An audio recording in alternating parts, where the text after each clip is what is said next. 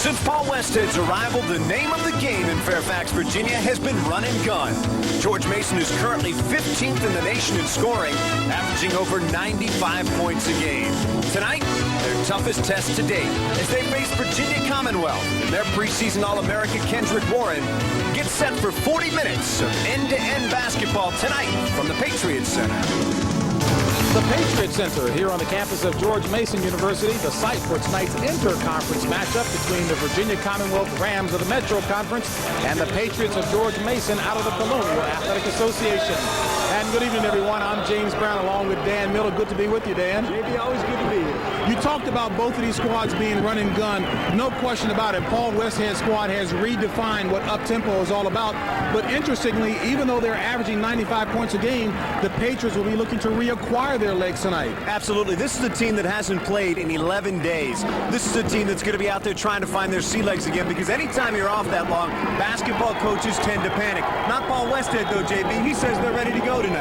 The Rams of VCU, no slouches. They like to get up and down as well. But interestingly, they may be inspired to run more because they were disappointed last Saturday night.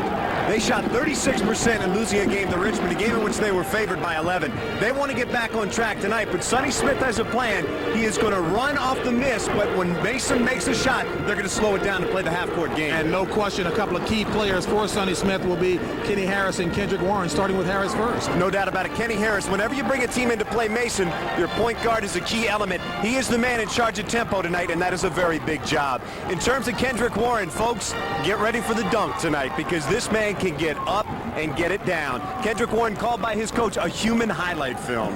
And that he'll have to be tonight. Now, of course, George Mason, they get it all started with the guard, Troy Mans. Troy Mans, again, the point guard. So important in Paul Westhead's system. He's got to get it up the court, get it either the two-man or the three-man for a jumper. He told us before the game, James, Troy Mans didn't allow to throw a pass unless it's for a shot.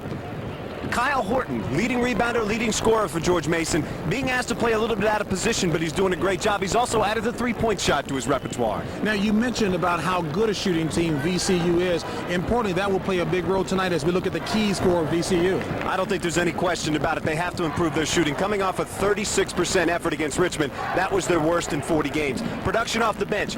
This system will make you go to your bench. They're going to need some key players coming off of there and handle the pressure. Not only does Mason get up and down on offense, JB, they pressure you every time you have the ball. Interesting you mentioned pressure. Most people focus only on the offensive productivity of George Mason, but it does start with the defense, a major point in their keys to the game as well. No doubt about it. Mason keys their defense. That really gets everything going. As soon as a shot is made, Mason then looks to the defense. All right, folks.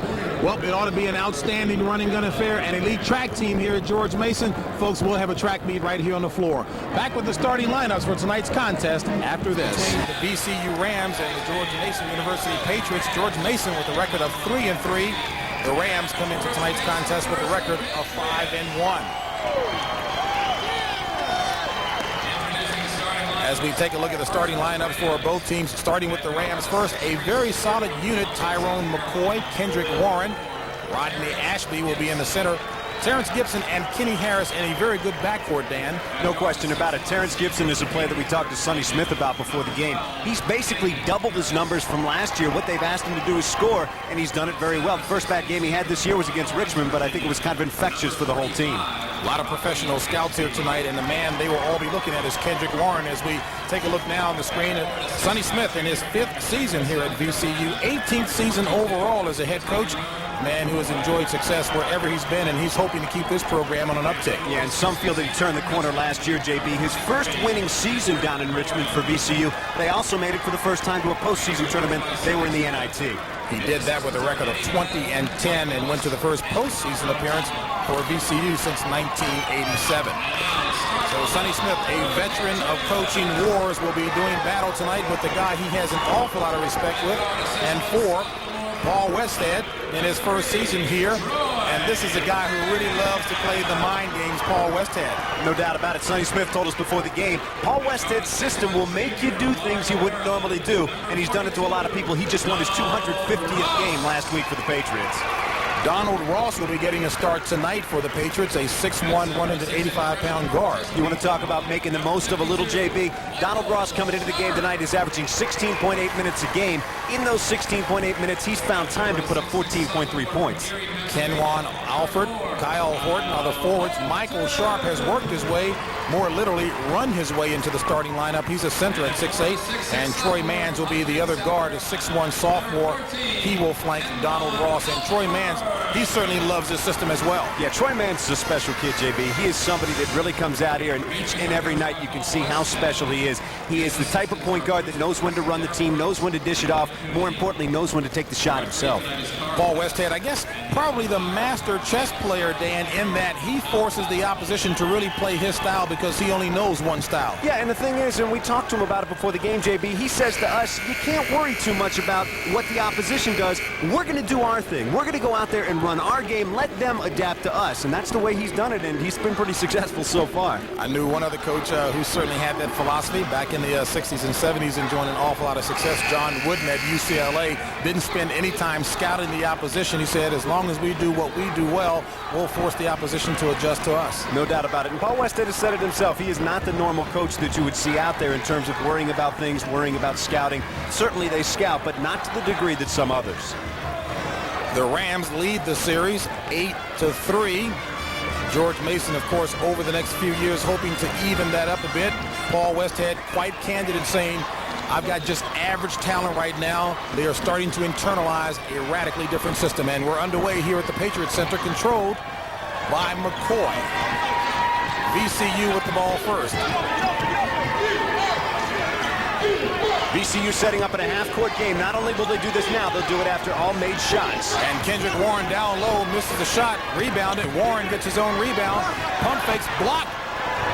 But a good third effort by Kendrick Warren. That's where he operates best. You see how relentless he is. He was among the nation's leading rebounders until the other night when he only had 6, but he can get it done. The track meet has begun as far as George Mason is concerned. Troy Mans handling the ball at the top of the key. This is about as patient as you will see a Patriot squad on the offensive end.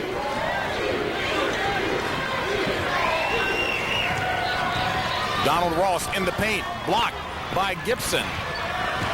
And controlled by VCU. This is McCoy. This is them running off the opportunity, not off a miss, but off a turnover. That's what they want to do. If they have the opportunity, take it. From the corner, off the mark for VCU. Here come the Patriots. Mans, quick pass up ahead. Alford couldn't control it. That's a Donald shot. Ross from the right, off the right side of the iron. Get inside a half court. Donald Ross will take the shot. Nothing looks bad to him. Kenny Harris with a nice baseball pass lead, and he drops it in for VCU, and the Rams are up 4-0. Mans. Mans with a three-point shot. Back and forth there, and you see the matchup between Harris and Mans. That's going to be one to watch. Two very talented point guards. And VCU not afraid to run, but they're looking for a better shot. And that time, McCoy with a nice move, slicing through the middle. Tyron McCoy. They're going to set it up unless they get the layup right there. They had it. Hustle on the inside, the tap in of the miss by Kenwan Alford. And we've got a 6-5 ball game, VCU on top. Kenwan Alford very, very lively around the glass. He'll be there for all the loose balls. You see him do it there, knocking in his own miss. Again, we talked about most people don't think defense when you think about Paul Westhead, but this is something he does in force. Well, watch the made shot and then watch the turnaround for Mason. They'll press you immediately every time. They'll do it for 40 minutes. Patience here on the offensive end by VCU, working the ball around. Kendrick Warren does not have an outside shot.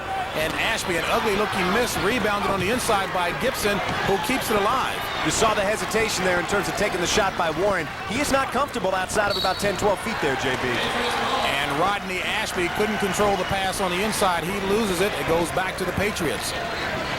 Boy, Gibson certainly does work the glass very strong. Terrence Gibson, a 6'3 guard who rebounds extremely well. Second leading rebounder on this team from the guard position.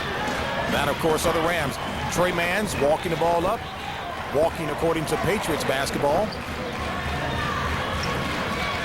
A little more patience on the offensive end. Shot from the corner is good. Kyle Horton nails a three. We talked about it before the game. He has added that to his repertoire. You will find most of the Mason players have added things to their game to adapt to Paul ball. 8-6 ball game. Patriots on top. 17:09 remaining here in the first half. James Brown along with Dan Miller. VCU stunned last Saturday night by Richmond. And looking to make amends Ball deflected out of bounds. It'll stay at this end to the left side. VCU ball. Once again, good pressure there by Mason. They're overplaying the passing lanes, JB, trying to make it very tough for the pass coming from the top to get down into a position where the player could shoot. Kendrick Warren fed low but deflected. Here come the Patriots. Man's nice pass blocked as Kenwan Alford went up for the shot. That's what a little too much body. That's what the system is all about, JB. You want your point guard in the middle of the floor, and you want to have somebody on each side. Somebody in the lane. He had it there, dished it off to his right, and Mason draws the foul. And as we take a look at the replay, nice pass, nice dish by Mans. Alford slammed in the body, and he'll take a trip to the free throw line. Kenwan Alford, 6'6" forward out of Hopkins, South Carolina. Not a very good free throw shooter, only 51% on the season, but he nails the first. Yeah, and that's one thing that both of these teams really need to work on. Neither of these teams real talented when it comes to free throws. You're right about that. Mason on the season, 59% from the free throw line. That is not good. Well, you go back to the St. Peter's game, which they lost by 1, JB. A lot of critical misses in that one. And he's with the average, 1 of 2 at the free throw line. It's a 9-6 ball game, Patriots. Kenwan Alford again there on the rebound. Kenwan Alford already has 3 tonight. He can get it done there, and that's one thing the Patriots are going to have to work on. McCoy, nice drive to the hoop, off the glass. Ashby with the rebound and follow, and he's fouled. So Rodney Ashby, a 6'8" forward center out of Colonial Heights, Virginia, good follow on the glass. Seems to be a serviceable type of center. Rodney Ashby, actually a walk-on who was forced into the starting lineup. Yeah, no doubt about it. And anything I think that they get out of him at this point, they'll use him, and they will also use Marc Jackson, a freshman out of Philadelphia. They'll use both of them and try to get a solid game out of the center position. And Ashby forced into the lineup because their starting center, Eugene Kisserine, a Russian, went to play pro ball over in Europe. Yeah, a lot of people feel that that knocked them out of some national contention because they were looked at as the solid number 2 team behind Louisville in the Metro before that. Second offering off the mark. Good passing by the Patriots. And a good shot by Alford. Just a good power move by Alford. Gave him some fake, gave him some body. They took it, and he went up for the shot. And the results of the pressure defense by the Patriots forcing a turnover. VCU's McCoy loses the handle. It's back to the Patriots. 11-7 ball game. Patriots on top. 16-19 left in the first half. I will say one thing, JB. This is deliberate as I have seen the Patriots this year in terms of coming down and getting into a type of half-court game. Kenny Harris leading the break for VCU. Nice look inside. Gibson finds Ashby with a nice pass. 11-9 ball game. Right back off the miss, though, and there go the Patriots. Mans, no hesitation with the shot, but off the mark. One thing we know for sure, JB, it will not be considered a bad shot by the coaching staff. No question. Paul Westhead said he hasn't seen a bad shot yet. Nice move to the hoop. And Warren will take a trip to the free throw line. Kendrick Warren right here with a nice power move inside, goes up for the dunk, and folks, believe us, stay with us. You will see many of those that will end up dunks tonight. This, however, may be the Achilles heel to his game, JB. He has got to improve on the free throw line. And really, if he's thinking about the next level, he's got to improve on his shot overall. And there's no question he is, in fact, thinking about the next level, but Kendrick Warren has to really develop an outside shot, and Dan, that's something that he doesn't have. Right now, it's not, and they say he's working very hard on it. Good rotation there on his shot, which kind of surprises you for somebody that doesn't shoot well. Normally, when you see the type of rotation that he has, you're looking at a pretty good shooter. 1 of 2 at the free throw line for Warren. Off of VCU, it'll be Patriots basketball. We've got a break in the action here at the Patriot Center. 15:53 left in the first half. Patriots on top, 11-10. What we're seeing here from VCU early is we're seeing some very, very good passing. Gibson, who we've talked about doubling his scoring, he's also up in assists as well. There he finds Ashby underneath. Great look, JB. No doubt about it, and certainly Ashby has to go over and say, please, let's do that some more. Absolutely, but you got to give him the good target, and that's what Ashby did right there. Take a look at Troy Mans, the point guard who pushes the ball up, and Paul Westhead says he counts on him to kind of crack people. I love the terminology. Virginia Commonwealth, significant lead in rebounding, not unusual. They have a 10 rebound margin on the season. One thing they didn't do well the other night in losing, they're trying to get that back tonight. VCU on the break. lost the control. Tyron McCoy loses it off his leg, goes back to George Mason. We see Sonny Smith up off the bench. He's keeping a very close eye on how well his team keeps up the tempo tonight. He wants to make sure they're not playing out of control. And you said important because 4 guys on that VCU team average 30-plus minutes. Exactly. In this system that they're playing right now, up and down, that can tire you out real quick. Sloppy pass by Mason, stolen by VCU. Gibson passes over to McCoy. McCoy to Washington, and Washington drops it in. Kareem Washington, a substitute 6'5" forward guard out of Lansing, Michigan. From the corner, three-pointer, no good by Donald Ross. Nice follow, and give the credit to Andrew Fingal. That's the shot they want Ross to take. So far, 50 of his 64 shots have been from three-point range. Harris, nice two-man basketball and slam by Warren. That's what we've been billboarding, JB. We've been telling people you're going to see that. This kid can get up, and he loves to dunk, and he loves to get the crowd going. Very smooth on that play. Unfortunately, it's not his crowd, JB. But they can appreciate a highlight move nonetheless. No question. 14-13. 1-point lead by VCU. Wipe it out. Nice three-point shot from the top of the key by Troy Mans. But you've got to say VCU has effectively so far slowed Mason down just a bit. And ahead on the break, Washington off the mark, kept alive by Warren, but controlled by the Patriots. This is Troy Mans on the left side of the floor. Launches a jumper off the mark, rebounded by VCU. Here comes Terrence Gibson leading the break. VCU breaking off the miss. From the top of the key, a three-point offering. Good. Kenny Harris. Smooth jumper, JB. No doubt about it. The moment it left his hand. Good rotation, good follow through. Transfer from North Carolina, a big-time player. And you know he understands the fundamentals of the game. No question. You get recruited by North Carolina, you understand the fundamentals of basketball. 13:48 left in the first half of play. VCU on top by 1, 17-16. VCU thought by many to be the second-best team in the Metro, even though they lost their center, as we documented. They got to get Warren down in the low block. That's where they want him. That's where he can be effective. I'm surprised they haven't tried to get him down there a little bit quicker. Nice move along the baseline and shot made in heavy traffic that time. Tyron McCoy, a good, strong move down low from the top of the key on the left side. My goodness, Andrew Fingal at 6'8" nails the shot. Perfect illustration of the trailer in Paul Westhead's system. What you'll have is the point guard coming down, the 2, 3, and 4 to follow. The last guy down, as you'll see it right here, is the 5-man. He'll come into your screen right there. There's the pass from Mans. That's the shot they wanted to take, the three-pointer. He's got to be able to hit it in this system, and JB, he hit it then. No doubt about it. Mark McGlone, Donald Ross. That, by the way, the first three-pointer this year for Andrew Fingal. That might be why some of his teammates have come over kind of laughing and giving him a smack on the rear. A noteworthy accomplishment in a system that promotes putting it up. Not to be outdone. This 4-point play, you don't see many of those, JB, if he nails this. Mark McGlone, Donald Ross, and Rob left the threesome in for the Patriots now as Paul Westhead looking for some fresh legs. And Fingal with the 4-point play. Looking at the numbers, Mason can expect better production off of their bench than can VCU tonight. That could be a key later on if this stays close and if we're in a game where fatigue plays a factor. And the key there, again, Paul Westhead saying just average talent here on the George Mason team. 2019, Patriots on top. Kenny Harris controlling out in front for VCU. Good help defense by Mason right there. Good overplaying, blocking all the passing lanes. Under 10 on the shot clock.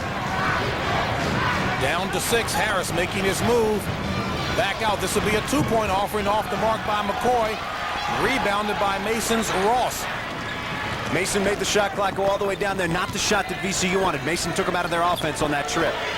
Fingal feeling it, but not that time as he's off the mark looking for his second 3-point shot. Well, he said the first one looked like fun. Let's try it again. Harris, nice move, slipping down the middle, but loses the handle.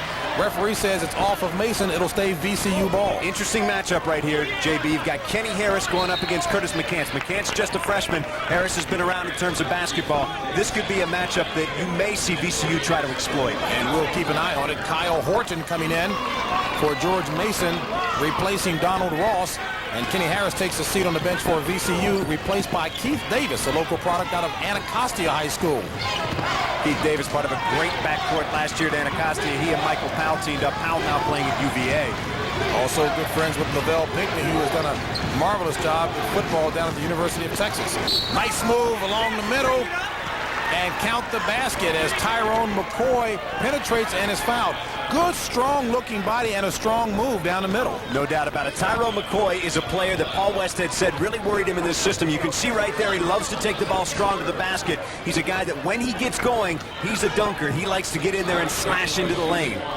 6'5" junior out of Bethune, South Carolina. I think the best description given of Tyron McCoy by Sonny Smith and Paul Westhead. He has no conscience. Be a perfect player for the Mason system at GP. Without a doubt, you need no conscience needed for sure. McCoy will take a seat. Kendrick Warren back into the lineup, and Sonny Smith certainly having to be conscious of keeping his players fresh. A couple of key elements you mentioned playing against a Mason squad, hitting the wall in recovery as we take a look at the shot by McCants. No good. Here comes VCU. VCU running at the opportune time. They had the miss there. They had the numbers. They took them. They get a good shot inside, and they get the foul. They'll go to the line for two. Rodney Ashby running very well on the break, and as a result, being rewarded with the pass. Off of the miss, they take the break if it's there. They don't want to run. They don't want to force it. But right there you see, and actually a pretty nice move there from big man JB. With the dribble to the right and coming down the lane, he found the opening himself. No question about it. The foul that time assists to Andrew Fingal of George Mason. Ashby's first offering, rims in and out. 2-point lead, 22-20, VCU. He's a 60% free throw shooter. As we say this, each time one of these players goes to the line tonight, people are going to get the idea they don't shoot free throws well, which they don't. All right, we've got a break in the action. 12:01 left. VCU up by 3. Back to live action. VCU on top, 28-20, 10:49 left. And when we took the break, well, the TV folks took the break, and the officials were supposed to take the break as well. Did not, so they kept playing. Kenny Harris has begun to heat up for VCU, JB, and this is a critical juncture of the game. Mason was playing him pretty solid. All of a sudden, they're down by 8. You don't want to let this thing get into double figures. And again, by way of re-emphasizing, there was 2 have been a break for TV games. Timeouts are taken at under the 16-minute mark, under 10, under 8, and under 4. I think that might be what they're discussing right now, although what it looks like they're doing is they're wiping the free throws and they're going to take it underneath. Somebody realized it a little too late.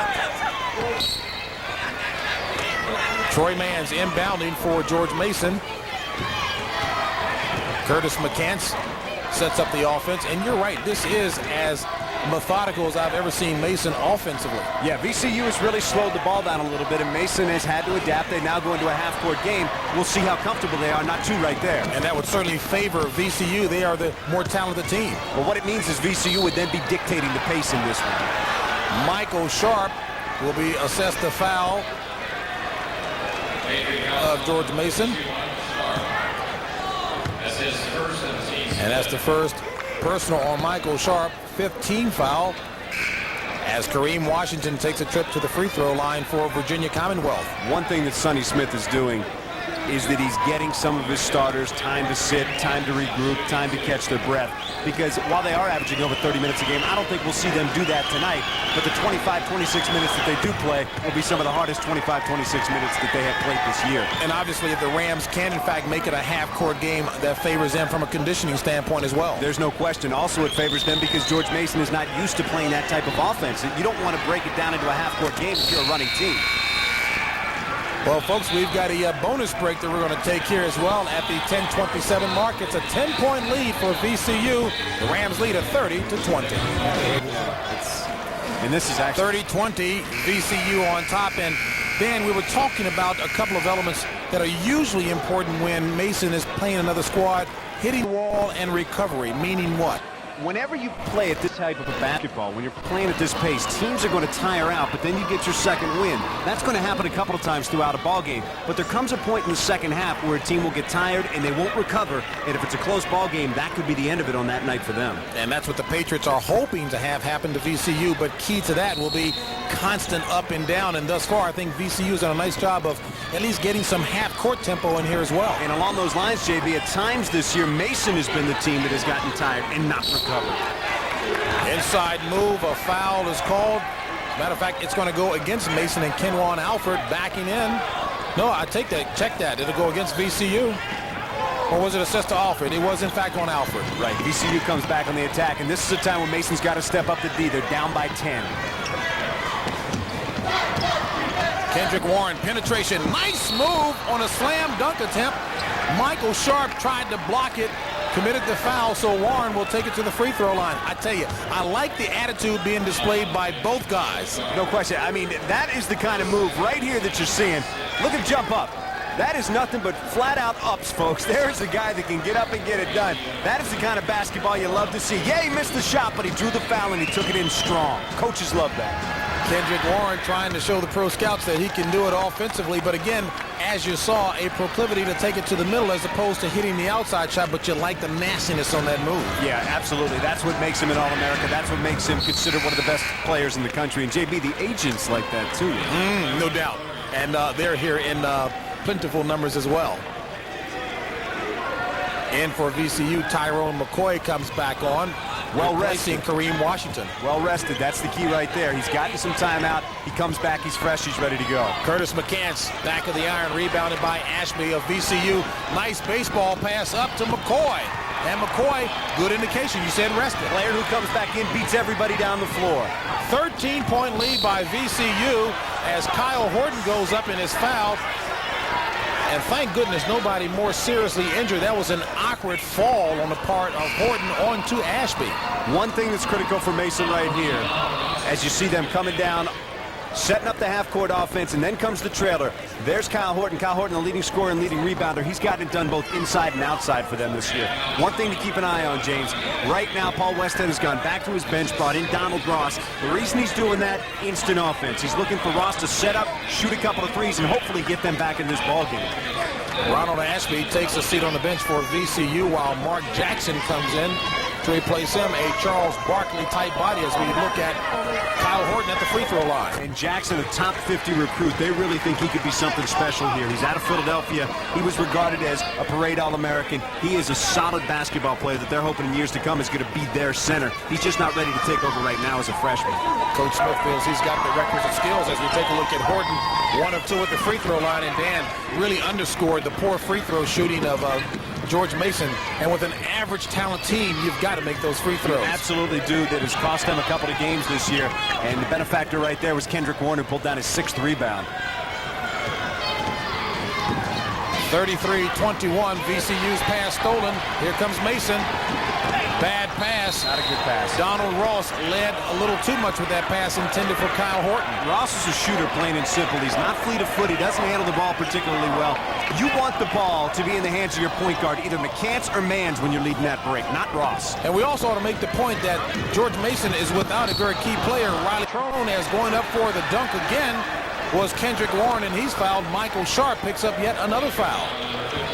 JB, I want you to keep an eye on this. Now, they told me you could get up when you were younger. Look at this guy. 60 pounds light. I tell you, we're talking elbows above the rim right there. They told us he could get up, and remember, this kid had a broken foot last year. He's coming off of that. Missed 11 games down the stretch for VCU, and some thought that might have been a blessing in that the team had to really lean on the supporting cast as we got a lot of experience as a result. Yeah, I think you see a lot of personality come out from players when they are asked to do extra things. It makes them better players this year. Mans nails it. One thing that I was talking about when we talked about Troy Mans earlier, he has a good feel as to when he needs to take things himself and not just dish it to a teammate, and he's capable of doing that, and he does it right there. Unintentional banging on the inside as Michael Sharp runs headlong, and I mean literally, into Marc Jackson, the big man you were talking about, Dan Miller, who stands 6'9", weighs between 260 and 270. Paul Westhead trying to tell him to count that basket, and it looks at this point like they're not. I think they just gave him the signal, yeah, the basket will count, and they'll also get the foul. An alert. Paul Westhead staying on top of it. 34-23 ball game. VCU Rams on top. 9:09 left in the first half of play. So Mason's got a chance to cut into this. They've got an opportunity to come up with 4 or 5 points here. 2 in the books. They also get possession. Troy Mans to inbound it. Andrew Fingal, Kenwan Alford, Donald Ross, and Kyle Horton, the 5 on the floor for George Mason. Yeah, I would think that at this point they would like to see if they can get Ross heated up just a little bit. When he shoots well, there is not a shot inside a half court that he can't make. This kid is tremendous. He is somebody that is just a pure streak shooter. If he's not on, he's not going to hit anything. But right now, I think they're going to try and shake him loose. 5 team fouls on VCU, 7 for George Mason. Mans inbounds to Donald Ross. Ross at the top of the key, back to Mans. VCU with a 2-1-2 look in the zone. Nice shot that time by Donald Ross. That's what they want to do. They want him to start to get going here. He can get them back in the game very quickly. Then you see the turnaround, pressure D real quick. Good job of VCU handling the press. Now the Rams set up the offense. A little bit of patience on the offensive end here. 34-25. VCU in front. Freshman at the point for the Rams. A critical time for them as well. And a 3-point shot by Terrence Gibson. Deep jumper from the right side. 37-25 VCU. Mans, nice pass on the inside. Good pump by Horton, but it's blocked. Goes over to VCU. Great play by Warren. He didn't take the pump. He stayed down. Just went straight up, blocked the shot. Thought there was a traveling call. Nearly swiped pass inside to a wide open Kendrick Warren, and he slams it home. They did call him a human highlight film, JB, if I remember correctly. That they did. Kendrick Warren with 9 points here in the first half. 8:05 left in the first half of play. 39-25 VCU. Good work inside by Fingal right there. Mason hitting the boards very well, but can't get anything done. 3 rebounds and shots on a part of Mason, but can't convert. VCU looking to score. Gibson, nice penetration from the left and scores off the glass. Gibson with the last 5. Gibson is somebody that they have asked to score this year, and he has really responded well, averaging over 15 points a game, whereas last year he only averaged about 7.5. Troy Mans that time, Dan Miller, a 1-on-4 situation, penetrating anyway. Now, traditionally, you might think that's a bad shot, 1-on-4. Paul Westhead still emphasizes, I've not seen a bad shot. I think I might still have to go with tradition, JB. I think 1-on-4, you got to wait for your guys to get down there and set it up, even at the expense of playing the speed game. I agree. Kyle Horton takes a seat on the bench at the free throw line for the Patriots. Troy Mans, a 60% free throw shooter on the season out of Roanoke, Virginia. And again, you know, you just get the feeling that as a couple of players start to shoot poorly from the free throw line, it becomes infectious. And he's a good shooter. Got great rotation. He's got a beautiful release. He should be better than a 60% free throw shooter. That speaks to concentration, maybe, huh, Dan? I would think so. And it's something that I know they've worked on in practice. 2 of 2 at the free throw line for Troy Mans, as he's going to take a seat. In to replace him is Curtis McCants. We're going to take a TV timeout, and guess what? So will they. Nothing but great hustle right here. All basketball coaches will tell you that when the ball goes on the floor, he wants you to be on the floor right after it. Great hustle by McCoy, and look what he finds, an assist. Even on a broken play, VCU coming up with the points that time, and Warren loves it on the inside. I was talking with Lynn Elmore, one of the agents here, if you will, ex-professional basketball player himself, and he said the book on Warren, folks know very well that he can do the job on the inside. They want to see some sort of perimeter game from Kendrick Warren, the pro prospect from VCU. The other thing that he's tried to do is hit the weight room, and you can see some of the results. Nice fast break on the part of VCU as Tyron McCoy comes in from the right. Misses the free throw, but he's fouled, and he'll take a trip, or misses the layup. He'll take a trip to the free throw line. Thing you have to love about McCoy is the fact that he's always going full speed to the basket, never hesitated, straight in, knew he was going to make the shot or get fouled. Now he ends up at the line.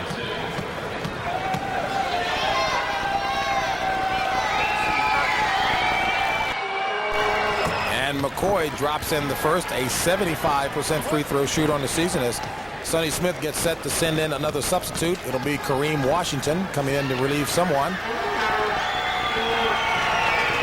And McCoy, 1 of 2 at the free throw line. McCoy has 10. Again, this is a player that Paul Westhead was very much worried about. From the right corner, banging it home, Donald Ross, averaging 14 points on the season. Need a lot more scoring out of him tonight. Yeah, he's the guy right now they have to look to because they're 13 points down. You have to get back into this quickly, and he's a guy that can do it. 7:18 left in the first half, 42-29. VCU Rams on top of the Patriots. McCoy, nice pass, and Jackson is fouled. A hard foul that time delivered by Andrew Fingal. It's the learning process of a freshman, JB. If you're not ready for the basketball, you catch it with your chin, and that's what happened to Jackson right there. Here it comes. Watch this. He wasn't quite ready for the pass. There it is. Bang, right off the chin, but at least it landed in his hands, and he gets the trip to the line. I tell you, I think they better check the ball, though. Might have lost some grip. This is a big young man at the free throw line. You mentioned Dan Millers. He misses the first. A top 50 high school player, big, solid body, reminiscent to Sonny Smith, if you will, of Charles Barkley. Yeah, whom he coached when he was back at Auburn, and he said the difference was that Barkley was very quick and could move laterally very well. Jackson really can't do that right now, but he's just a kid, and he's more of an inside impact player than Barkley was, where Barkley could do it all. Kareem Washington, number 24, replacing Terrence Gibson, number 4 for VCU. 7:04 left in the first half. McCants from the right side. Nice move, creating his own shot. Curtis McCants. I'm a little surprised that Mason really hasn't played the kind of up-tempo I would have expected. Only 31 points thus far. Yeah, and I think VCU had to get some of the credit for that because they have been slowing them down, not letting them get into their offense very quickly. Jackson passing on the inside. Not a good pass there, but you're right with it. A little too high, a lob pass. Didn't allow Tyron McCoy enough time to cut to the basket. VCU patiently working the ball offensively, under 10 on the shot clock. McCoy.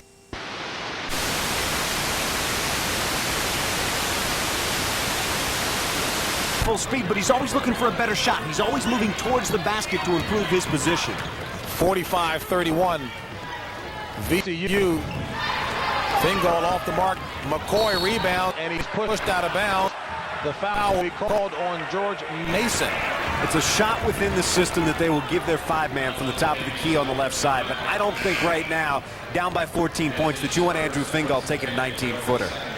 Andrew Fingal picking up the foul.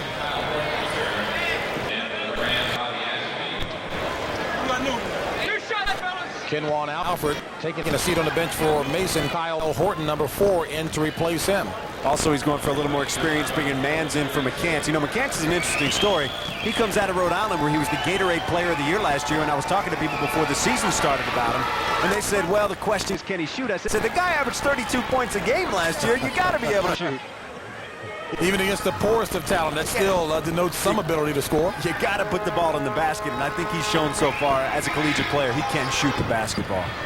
McCoy gets the roll, the shooter's roll on his second free throw offering, and it's a 47-31 VCU lead. 6:10 left in the first half. Keith Davis, young man out of Anacostia High School, a freshman whom Sonny Smith is very high on. He says the guy is very bright and certainly is going to be a good one. And again, Mason content here just to play the half-court game. And they play it well. They get a good shot underneath. They get McGlone down on the blocks. And he gets it down there. He is a tough, hard-nosed player. He's either going to get fouled or put it in. Full court press by Mason. VCU handling the press. Picture perfect. Warren misses the left-handed layup. Here come the Patriots. Even numbers, 2-on-2. 3-point offering from downtown, no good. Donald Ross off the mark. Does it stay on this end? And it does. It'll stay George Mason ball. Good shot, even on a fast break with the Donald Ross, if he's going to pull up from out there. They only had even numbers. It wasn't as if they were 2-on-1 or 3-on-2. That's a good shot. Ross can hit that 3. Troy Mans inbounds it. Mark McGlone whips it around, back inside to Mans. Mans to Donald Ross. Ross for 3 points from the right side. Boy, Donald Ross in a nice groove. No doubt about it. We talked about it before the game, averaging 14 points a game in only 16 minutes. This is a player that, if he can get stamina up and work a little bit on his defense, can be a huge scorer in this system. The lead is down to 11. VCU a little sloppy, but they get control. And McCoy, 3-pointer from the left corner. Very impressive player, James. Very impressive. Mans got sloppy, lose the handle. 2-on-1. McCoy over to Warren. Guess what? Slam dunk. Found him. Found him. Oh, that's great stuff. I was looking for the alley-oop or the give-up, but I knew he was going to take him. He found the defensive man coming towards him. Warren was full in the lane on the right. He gave it to him, and Warren up with two hands. This is a very, very nice play here by McCoy. He finds the open man. Defensive man has his back turned, and there's Kendrick Warren. Doesn't take much of an opening. Foul on Andrew Fingal of George Mason. Warren misses the free throw. 52-36. Rams on top of the Patriots. 4:50 left in the first half of play. Nice move along the baseline by Mans. Blocked though. Warren controls it. VCU running off the miss. Keith Davis to the corner, and Washington misses. Nice tap in by the flying Warren. Yeah, Kendrick Warren is getting it done on the board. That's number 7 for him. He's now got 13 points in the game as well. Kendrick Warren trying to put some money in the bank. He realizes the scouts are here. Donald Ross misses from the top of the key. Stolen. Patriots control. Nice pass by Mans. Fingal goes up and he's fouled. They need to get a basket. They're going to have a timeout coming up here in just a couple of minutes, but they need to make sure this doesn't get away. It's all of a sudden an 18-point game. Kendrick Warren picks up his second personal foul with 4:22 left here in the first half. And if you look out on the court right now, James, you'll see a couple of the Mason players over holding the shorts. That's always a sign they're a little fatigued. They haven't been playing their style of game tonight, and a lot of times that'll tax you mentally, which will tax you in terms of how you feel physically. And right now, I just don't think Mason feels comfortable with the way this game is going. Troy Mans takes a seat right along with Kyle Horton. And again, really making the point that we mentioned at the top of the show that George Mason, after that 11-day layoff, looking to reacquire its running legs. Yeah, absolutely. And you got to get back into the system. And let's face it, this system of basketball that Paul Westhead employs is much different than any of these players have ever played before. And they're only 6 games in, but they're learning right now. I mean, these kids have by no means mastered what Paul Westhead is trying to do. Fingal misses the second. It'll go to the Rams. And again, when you're not a very talented ball club, and let's be honest about it, the Patriots right now, as we mentioned before, just modest talent, certainly your conditioning is going to have to work to your advantage. Yeah, and they have worked very hard on conditioning, but that doesn't always mean that it's there when you get in the middle of a game. Baseball pass ahead to Kareem Washington. Nice dip to McCoy for the slam. Yeah, McCoy is always around the basket, always seems to know where the ball is, finds the open lane, does it there. Doesn't appear to be any chance of VCU falling asleep tonight. And again, we give Richmond credit for forcing VCU out of its game last Saturday when they beat the Rams, and a foul called on VCU as Curtis McCants, or check that, Donald Ross was making his move and foul. Again, JB, if you watch Mason when they have to break it down to the half-court game, you see some players holding their arms up like they're not exactly sure where they're supposed to be. I think right now that they are just totally uncomfortable with this pace of basketball. They need to get back moving, running, if they're going to get back in this game. Donald Ross out of Brewster Academy, young man from nearby Largo, Maryland, 6'1", 185. Misses the free throw. And boy, that really underscores the poor shooting at the free throw line for Mason. An 89% shooter. He's got to knock those down. You can't not miss free throws when you're 19 points down. With 3:48 left in the first half of play, Keith Davis.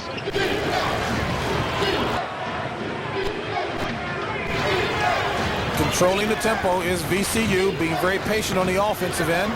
They're content to take it down to a half-court game now. They don't need to hurry. They're up by 19. 5 seconds left on the shot clock. Gibson has to make his move. Is tapped from behind. And it's ruled that VCU touched it last. It goes over to George Mason. 3:27 left in the first half. Sonny Smith Rams on top. 56-37.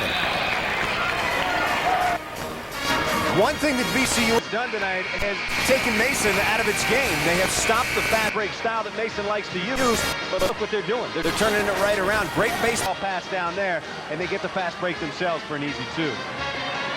And as we take a look at VCU capitalizing on that easy 2, you mentioned that you're noticing something about George Mason in terms of it not being prepared or ready for what, Dan? Yeah, I just don't think they're ready for this style of basketball to come down and have to break it down into a half-court game each time. They like to get out and run. They practice it, they're ready for it, but JB, if you don't do it in a game situation, you're not always going to be able to get out there and execute. And shooting 42% from the field doesn't hurt or help matters, especially when the opposition is shooting 63%. Yeah, the opposition right now, you can see just getting more confident each and every time down the court. Kenny Harris misses an easy two.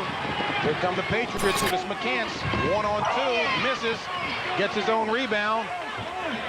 Controlled by the Patriots. Ross off the mark. Looked like he'll call it a pass. Yeah, I thought he got hit there. No doubt about it. I think they missed one. Good job on the boards. Now, Paul Westhead must have said something during that timeout. Much More aggressive play by the Patriots. Well, yeah, I think he told them they've got to hit the boards because heading into that, they're getting out rebounded 29-16, and that's not, you're not going to win any ball games with that kind of margin.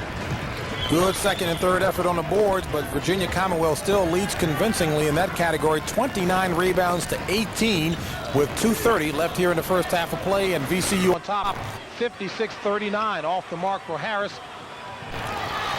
Saved inbounds by VCU. Keith Davis along the baseline. He stepped out of bounds. It'll go over to the Patriots. But again, each and every one of those offensive rebounds just providing frustration for Mason because they can't get out and run. Initially, when VCU took the shot, you saw they had the shot clock all the way down to 12, 11, 10. That's much longer than George Mason is accustomed to having somebody hold the ball on them. I think Sonny Smith has a pretty good game plan, and he told us They will run on the misses and instead on the makes. Unless they have the dead layup, they were going to set up the half-court game. They've had a couple of dead layups tonight. Absolutely. Curtis McCants with the shot in the paint. That's good for Mason. Trailing by 15 with under 2 minutes to play here in the first half. James, we talked about how the pace has been much slower than Mason would like to have it. Fact of the matter is, we still have two teams that are very much on track to get 100 points tonight. Didn't look to be that way in the early going for Mason, but you're right, 41 points now with under 2 to play here in the first half. Troy Mans, after a quick blow, he's back at the point guard spot. down low. Pump fake, but But it's blocked. Alfred shot controlled by the Rams. Great block there by Jackson, a freshman going straight up, not swatting at the ball. That's when you get in trouble. Gibson, Terrence Gibson, three-point shot from the left side of the arc. for Terrence Gibson of the Rams. And Sonny Smith couldn't say enough things about him before the game, about how he's improved his game for the team. Kyle Horton can't find the range. Rebound attempt. And there's a foul. The Rams Fouling Kenwan Alfred, who was in there operating by himself on the rebound. It'll be interesting to see what kind of adjustments that Paul Westhead makes at halftime. Number one, he's got to get the game going a little bit quicker. Number two, he needs some help in terms of rebounding. Right there, nice keeping the ball alive, some active legs, but you need a little more of that. You're going to need to get a lot of that in the second half when you're this far down. Alfred was fouled that time by Tyron McCoy, who pushed him as he was going up for the rebound. This young man, Alfred, described as the most athletic player on the team by Paul Westhead. Yeah, he's somebody that he really counts on in terms of getting the ball out of the basket and starting the break. A lot of people think the fast break starts with the point guard. Not true. It starts with the man getting the ball to the point guard. Out of Hopkins, South Carolina, Lower Richmond High School, Alfred misses the second. In keeping with his 52% free throw shooting. Ahead by VCU. McCoy, nice looking play. Couldn't find the range. It'll go back to the Patriots. And again, he missed the shot, James, but they're beating Mason down the court. You cannot let somebody get in front of you in a fast break situation. They had somebody that was dead even, but McCoy just ran by him. Troy Mans sent up the offense. Crossover move. Batted out of bounds by VCU. It'll stay Patriots Ball with 27 seconds left on the shot clock. 1:15 on the game clock left in the first half. If Mason could get this down under 15, I think it would be something of a moral victory. They were down by 19. They trail by 17 right now. I think a couple of baskets, and they could go into halftime feeling like this thing very much within reach. And maybe feeling like they can really acquire their legs in the second half. From the corner, the left corner, nailed it. Donald Ross deep in the left corner with the three. It's down to 14. But again, you cannot let them beat down the court. And that's what VCU He was doing. And as a result, Mason is fouling, hustling back, trying to stop it. In Paul Westhead's system, when you press after a make, they just did. Oftentimes, if a team is able to get that first pass, say 1/4 of the way down the court, you're going to have a 3-on-1 or a 2-on-1, which is what they had right there. at the free throw line, Tyron McCoy.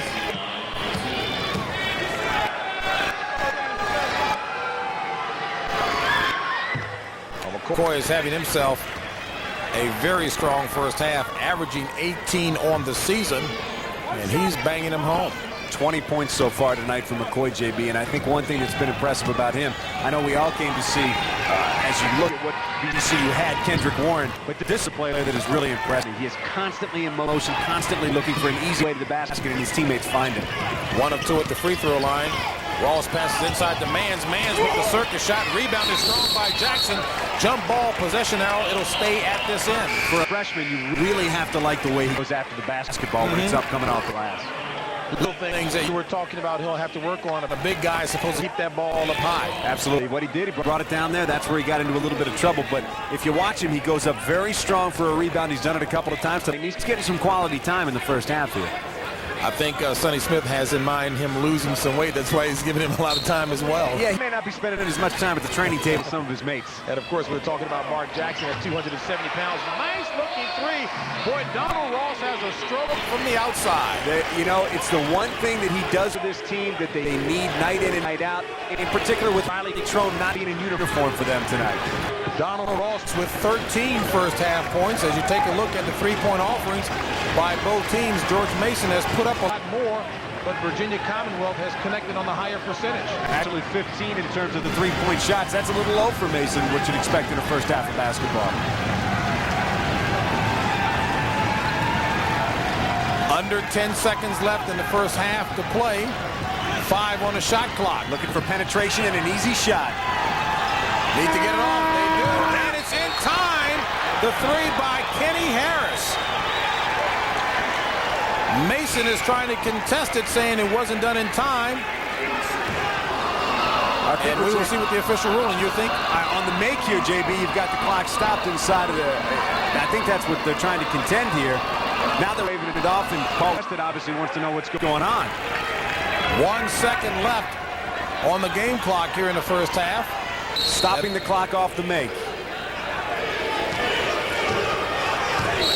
And Troy Mans will let it run out. So we've reached the halfway point here at the Patriot Center. And it's the Rams of VCU leading the Patriots by the score of 63-48. We'll be back with more comments after this. We are ready to get underway here for the second half of tonight's contest between the Patriots of George Mason and the Rams of VCU. Rams on top 63-48, and VCU attempting to inbounds the pass, deflected by Kyle Horton. It'll stay VCU. Now, I think one thing we're going to see is Mason's going to try to step up the pressure defensively, and by doing that, hope that they can step up the pace of the game. You're right. Mason would love to get into a running gun affair. Whereas Sonny Smith, I'm sure, was in his locker room telling VCU, guys, just take your time and work it down low to the block to that man right there. No question. 25 points on the evening for Kendrick Warren, and you mentioned that was the first and most important key for George Mason tonight, and that was to stop him. Yeah, he's getting it done on the inside, and it's not always just the fact that they're giving him great passes. He's getting a lot of it done in terms of offensive rebounds. Michael Sharp's shot in and out, rebounded by Kendrick Warren. Came into the game averaging over 14 rebounds a game. Easy to see why. Kenny Harris of VCU lose the ball off of his own foot. It'll go over to Mason. I would look for Mason to try to shake Donald Ross free real quick. Mans kicks it back out. The left-handed offering is off the mark by Kyle Horton. And a rebound by VCU's Tyron McCoy, and he is fouled. I think Horton was a little indecisive there. He had Donald Ross open on the right side. He thought about passing it, went up with the shot instead. Rodney Ashby will inbounds it for the Rams. Good hustling defense on the part of Michael Sharp. Coach West had told us before the game that's why he's out there. He's simply worked harder than anybody else on this team. That's not to knock other people on the team. It just tells you how hard he's worked. This is Harris operating against Mans. Nice dish pass over to Warren, and he travels. George Mason basketball. Didn't have any numbers there. Probably wasn't the best time to go down into the lane where he had a couple of Mason players around him. Probably should have brought it back out. They got all the time in the world. Woo! Troy Mans put it up like he didn't have much time. Off the back of the iron, it stays Mason ball. Great pass underneath to Alford. Alford connects. Nice pass. Great pass, great look-away pass. When you see Ross going up, you figure he's going to shoot, but instead he dipped it down low. That was just a fantastic pass. Good look-away. Nice basketball. Ball play by Donald Ross. 65-50, 15-point lead by the Rams. Ashby, nice pass over the line, and he loves the slam dunk. Well, I tell you, JB, he averaged about 2 a game last year before he got hurt. He's already had his quota for tonight, so somebody can tell him he can let up just a little bit. Averaging 19 points. He's got 27 so far. Sharp Misses the jump hook. rebounded by Warren. And here comes VCU breaking on the Good ball movement. Great pass there from Harris to Gibson and back to Ashby. That's what you want. You want to break when you have the dead layup, and they had it there. Well, Sonny Smith indicated that when Mason misses, we will move it up and down the court. Perfect example in the last series. Got to have the peace of mind, though, to bring it back out when you don't have anything. Right then, that was never even part of the discussion. Michael Sharp takes a seat on the bench for the Patriots. Andrew Fingal in. Deep three-point shot by Ross off the mark. Rebounded by Warren of VCU. Loose ball. Back to VCU. McCoy with the score. I think Paul Westhead's got to think about getting a timeout. This could get out of hand very, very quickly. Well, when you've got a team that's more talented plus loves to run like VCU is doing, then you would expect a 21-point lead with 17:42 left. And again, jump ball there and a possession arrow. It'll stay at this end of the floor. When you play in a style that you are not accustomed to, you start to force things. People that don't normally handle the ball will begin to handle the ball, and when you do that, you get turnovers. Sonny Smith, Coach of the Year last season in the Metro Conference.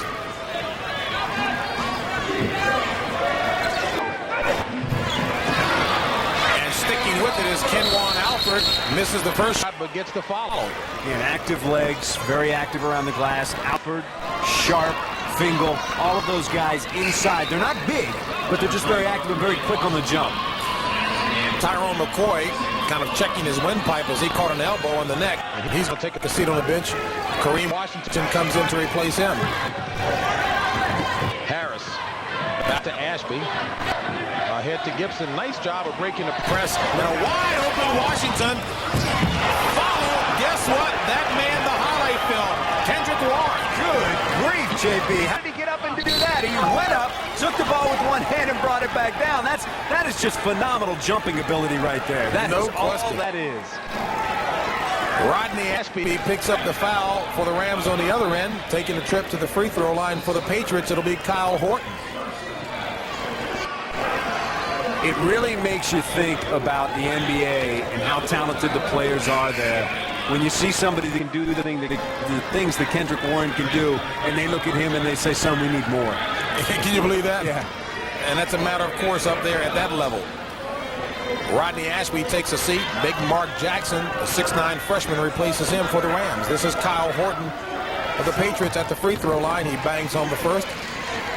As we've indicated, a 59% free throw shooter. And George Mason certainly has not been to the free throw lines an awful lot in the first half. Got there only 12 times. Whereas VCU was there 22 times. That is a product of taking the ball inside and powering it up and drawing the fouls. 1 of 2 at the free throw line. And a foul. violation. I see the officials looking for a little blood on the jersey of Kyle Horton, and of course they notice it. And the player has to go over to the bench and have that taken care of before he can come back on the floor. So good eyes by the official. Well, I'll tell you what, this is a treat when you start to talk about Kendrick Warren. We told folks before this game that he was going to be dunking a lot. Off the miss, Kendrick Warren comes down, grabs it with the right, and just swings it back overhead. 2 Mason players around him, smiling as he runs back up court. What do they call that, TB? Smiling and styling? Absolutely. Helping Kendrick Warren's case, though, especially as far as those slams on the follow-up, Dan, has to be what looks to be a 38 to 39-inch sleeve length. Yeah, he's got some long arms. I don't think there's any doubt about that. And I think the one thing that he's got to work on, if he wants to go to the next level and be a rebounder, which is what at this point it looks like he's going to be, he's got to get physically stronger. There's no question about that. Stolen by the Patriots. Donald Ross tried the behind-the-back pass to Mark McGlone. Out of bounds instead. Rams ball. You are down by 20 points with 17 minutes to go. You don't need that pass. Not the best of my You need to be sure of where that pass is going. Paul Westhead may not have seen a bad shot, but I'm sure he's seen passes that he doesn't like as VCU loses the ball out of bounds. Well, ball fell up for Kenny Harris there, but I got to say one thing. The point guard is always going to be the focal point for any team that plays Paul West at George Mason University Patriots. Harris has done a great job tonight. Really kept his composure, and he's kept this team playing at a pace that they're comfortable at. Donald Ross, as you mentioned, more opportunities need to be created for him to shoot the ball for the Patriots. Troy Mans handling out front, operating against Kenny Harris. Good defensive play on the part of VCU's Terrence Gibson, who deflects the ball out of bounds. 20 seconds remaining on the shot clock for the Patriots. I think the one thing that you worry about a little bit with Ross, too, is fatigue. I mean, you're talking about somebody that's only averaged about 14, 15 minutes a game. Coming out now, they're asking him to play a lot more because they need his offense, and there he is. Ross off the back of the iron. He wanted a foul. No foul called. Here come the Rams. Warren kicks it over to Gibson. Traveling violation called on the Rams. It'll go back to the Patriots. But again, you see what happens when you start to own the boards. You see what happens when you start to force the other team to take long jumpers as they've done to Mason. You're going to get long rebounds and fast break opportunities. You know, this up-tempo style, the perfect pace for Mason. And as Alfred is fouled on the shot, he'll take a trip to the free throw line. Perfect pace as well as Paul West looks to build the program here. Wonderful facility on campus arena that seats 10,000 until he can get the kind of talent that he needs. He's got two very good players that are Proposition 48 right now, James. They're hitting the books and trying to be ready for next year. Nathan Langley, DC Player of the Year last year from Dunbar High School, is here on campus at George Mason. And Kevin Ward, who played for St. John's Prospect Hall. Two very good players. Nathan Langley, a top 50 recruit. Kevin Ward, a very solid recruit. He gets those guys in here next year. You're going to see an improved basketball team. And keep in mind the other thing. All of the players that we see tonight are back. They're all back. They'll improve in this system. They'll understand it more. Thus, this will be a better team. And I know Ken Warren Alfred will certainly be glad to see that kind of talent come. This is a guy that Paul West had said can really perform a high wire act when he's on. 1 of 2 at the free throw line. 73-54. Rams on top. 16:30 left in the ball game. VCU. Controlled offense here. Smart play by Harris. Just bring it out. You got all the time in the world. You can run that shot clock down to 15-10. Just get the easy shot like they do right there. Nice two-man basketball. Warren looks inside to the big fella Jackson, who powers his way in for the shot. Here comes man of Mason. Shot won't fall, but he's fouled. A lot of responsibilities on the shoulders of Troy Mans as you take a look at him slowly getting up. Boy, he's got to be in great shape. Yeah, no doubt about it. To run this system and to be the point guard in this system, you have to be. That's one of the options off the break. If they don't have anybody that's set up in three-point range and none of the cutters or the trailers are open, Mans can take it himself, and he did it right there. Three team fouls on VCU, 1 on the Patriots. One thing we haven't seen a lot of tonight, James, and it's a staple within the system that Paul Westhead employs, is the point guard coming down, taking just one dribble, and then finding somebody setting up on either the right or the left side for a three-point shot. We haven't seen that tonight. VCU has taken that away. And one of the things we tried to get to in the first half, George Mason minus a key player in Riley Trone, a 6'4" freshman out of Annandale, Virginia, played for Red Jenkins, whom we know quite well. Aggravated hip bruise, so he's out of action. He's in street clothes, and certainly Mason can make use of him tonight. No doubt about it. Riley Trone is somebody that can come in and fire the three. He started at 2 guard for this team when he was healthy. He's somebody that right now could be helping them out, spelling Donald Ross, where he's going to need some rest. Man's second offering is in. 75-55, 20-point lead by VCU, stolen by Mans. Got to take advantage. Double clutches and scores. Need to take advantage of that. Every turnover Mason needs to take advantage of if they want to get back in this game. There's the pressure defense, and the press is broken. And VCU handles the pressure very, very nicely as Tyron McCoy is fouled as he slices to the basket. Now, I would think at that point Sonny Smith would rather that McCoy didn't take it to the basket, that they go ahead and set it up because you had 2 Mason players down in the lane, and I would think at that point, time to bring it out. Although the guy who committed the foul, Troy Mans, he's a very important part for Mason right now. George Mason trailing 75-57. Point guard Troy Mans is really the key guy for Mason, both offensively and defensively. Came into the game with 20 steals. You see him getting one there. Then you have to take advantage. Goes up, nothing there, create. That's what Troy Mans can do. He's a creator with the basketball, and in this system, you really have to be. And James, this is nothing but great athleticism. Classic playground move here by Troy Mans as he double clutches and hits nothing but net. Hit it behind the ear for a minute. Highlight move indeed. VCU ball, Sean. Gonna get Mans again. There's a foul. Marc Jackson doing a nice job of looking on the inside. The big fella outside showing his passing ability. Well, he caught Mason in the mismatch right there. You had Mans on McCoy, and it was a great play by VCU to realize it and get to it very quickly. And that is the third personal foul on Troy Mans. Not a good position for Mason. And Tyron McCoy going to the hoop strong and is fouled. Andrew Fingal will be the culprit. And again, I think what you're seeing here is just one team going to the basket strong, getting to the free throw line. Both Warren and McCoy have been to the line 7 times tonight, and that says something about where they're getting the ball and where they're getting fouled. And Dan, what better way to keep a team from running than to penetrate and pick up the foul? You again slow the action so that it favors you. Yeah, absolutely. They're doing all the right things to slow the pace of play. They're letting the shot clock come down. They're penetrating. They're drawing fouls. They've been to the line many more times than Mason so far tonight. And all of this just adds up to the game being played at a pace they're comfortable at. Tyron McCoy misses both at the free throw line. Again, that's a guy with a 75% free throw shooting percentage.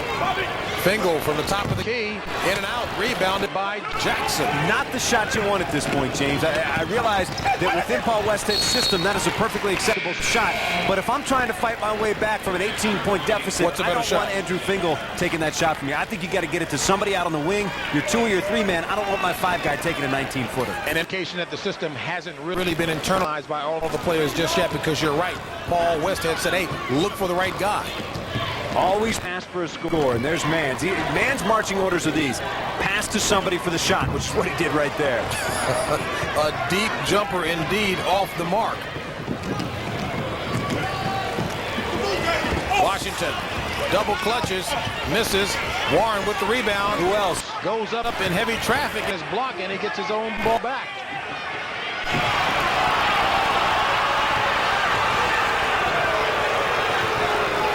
15 minutes left in the ball game. 75-57 VCU. Good play by McCoy there. It got kind of helter-skelter. He said, hey, guys, let's hold it up.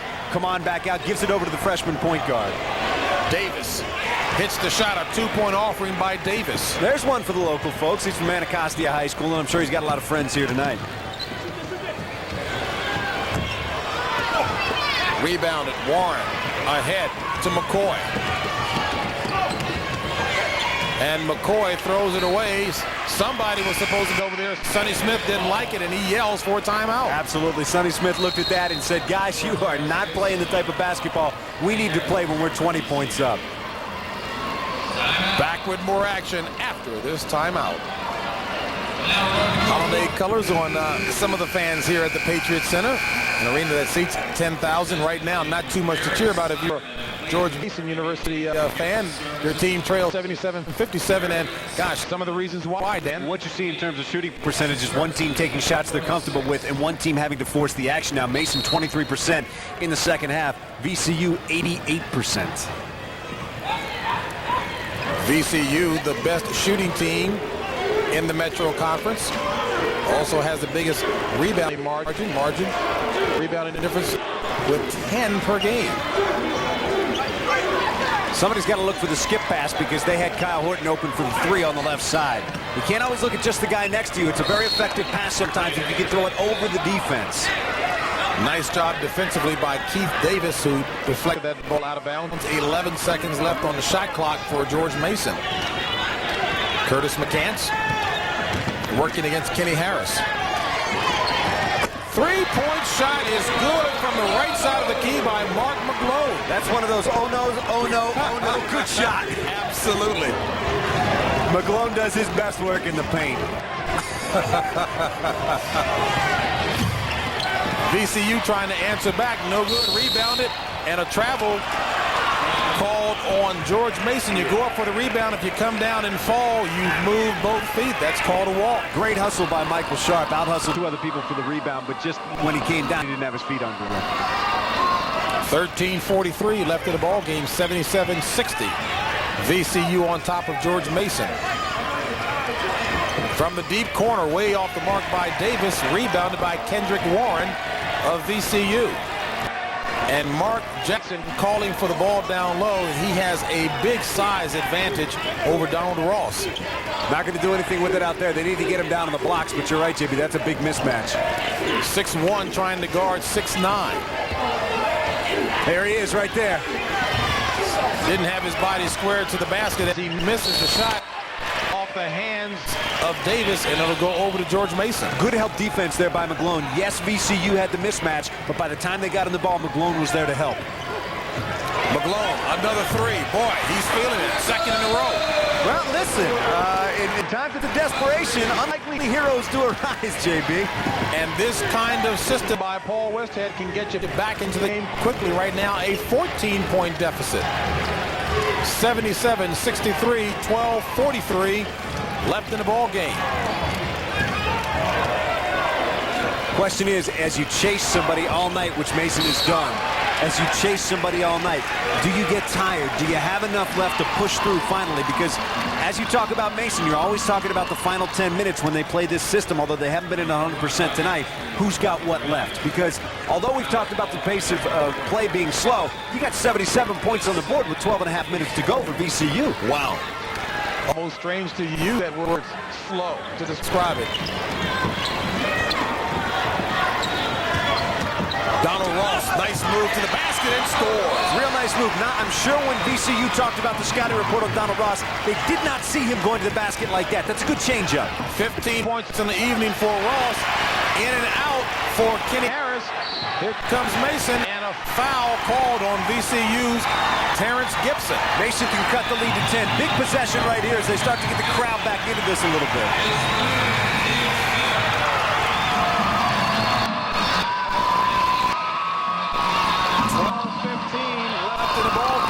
It's a 77-65 VCU lead. Back with more after this. Sometimes in the system that Paul Westhead employs, you'll see players taking shots that they're not really comfortable with. Marc McGlone is not known as a three-point shooter, but with two of them here in the second half, he's helped Mason crawl back into this thing. Marc McGlone, a 50% shooter from the floor, but as you indicated, most of those are like 3-4 feet away from the basket. Most of those are when he's drawing a foul and getting hacked on the arm, JB. That's where he's very effective, and he's probably Mason's strongest player inside. Mason on a good run here, outscoring VCU 8-0 in the last 2:20. One thing that's also turned around, JB, VCU now turning the ball over, only 10 in the first half, 9 so far after 8 minutes in the second half. And a foul whistle on the play here. And it's called on Michael Sharp. Apparently a blocking foul called on Michael Sharp. And not very good news for George Mason. That is his 4th personal foul. I think at this point, it's a game of poise for both sides. Mason has to keep their resolve to get back into this thing. In terms of VCU, they can't get caught up in any time attempt. Right there, perfect example. Got to be ready to handle any situation when the defensive man jumps out on you. Otherwise, you're playing Mason's game. That's something they haven't done so far. Clearly, VCU making a lot of sloppy plays, and it's interesting, maybe just the thought of having to try to keep a team that loves to run at that style is starting to wear on VCU because they're making unforced errors. I think also we may be seeing some fatigue. Again, while this game hasn't been played at the pace that Mason would like it to be played the whole time, this is a much quicker game than VCU is used to. Way off the mark. Bit of a freshman shot there. Not exactly the shot you want to see at that time. The man was up on him. Mason needs to make every trip down the court critical. 11:45 left in the ball game. Down to a 12-point ball game. 77-65 VCU. Local product Keith Davis handling the ball. Being defended by Curtis McCants. Under 10 on the shot clock for VCU, exercising patience on the offensive end. This worked well for the Rams in the first half. Davis wants it. Blocked. You can understand patience, JB, but you can't wait that long to get into your offense. You still want to come away with a good shot, and that was not a good shot. Andrew Fingal with a block. It goes over to George Mason. Patriots have a chance to cut it down to 10. Maybe less. Need to get good shots because this is a spurt. You got to ride this out. And in basketball, when spurts go away, quite often it's the other team that takes over. That could rub Mason right out of this game. McCants tries to pass it, stolen by Ashby. Baseball pass ahead to McCoy. Blocked. Goaltending. Excellent hustle on the part of Kenwan Alford.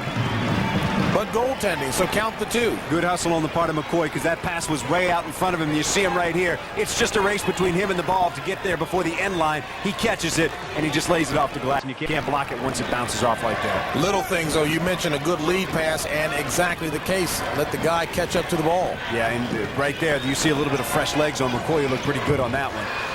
Man's off the mark. Loose ball. It'll go over to the Rams. One of the other benefits with an up-tempo style as well is if you've been making mistakes, having problems all evening, you by and large don't have time to think about it. No, exactly right. And for both of these teams, I don't think they've had much time to think about it. Probably Mason more so, but again, you cannot allow people to beat you on the break like that. Baseball pass, lead pass, a little too much that time. It goes over to George Mason. Kenny Harris couldn't catch up with the pass thrown by Rodney Ashby. 10:39 left in the game. 79-65. VCU on top of GMU. And it stays at this end. Last touched by the Rams. George Mason will have it with 23 seconds on the shot clock. Man's on the penetration there trying to find an open man. Again, it just doesn't seem, JB, that Mason is comfortable when you get into the half-court game. They're not getting good shots. Ross, that's a good one for 3 from the right. It's not a shot inside a half-court that's a bad one for him in his eyes. 18 points for Donald Ross. Ball knocked out of bounds by the Patriots. It'll stay Rams ball. 11-point ball game. This is where Sonny Smith and VCU, they need to look to Kenny Harris to lead them out there on the court. He needs to get the ball. He needs to break the press. And that's a bad pass. You don't need to force anything at this point. Blocking foul called on George Mason. The Rams want to know if the basket counts. And it does. I'll tell you what, he counted that, James, but I thought I was a little bit out of the foul. I agree. I mean, that was not the NBA continuation move. Unless this guy's name is Jordan, I don't think he'll get this shot. No way. But the 2 count. Hey, look, McCoy has earned that tonight. He's played very, very well. 81-68.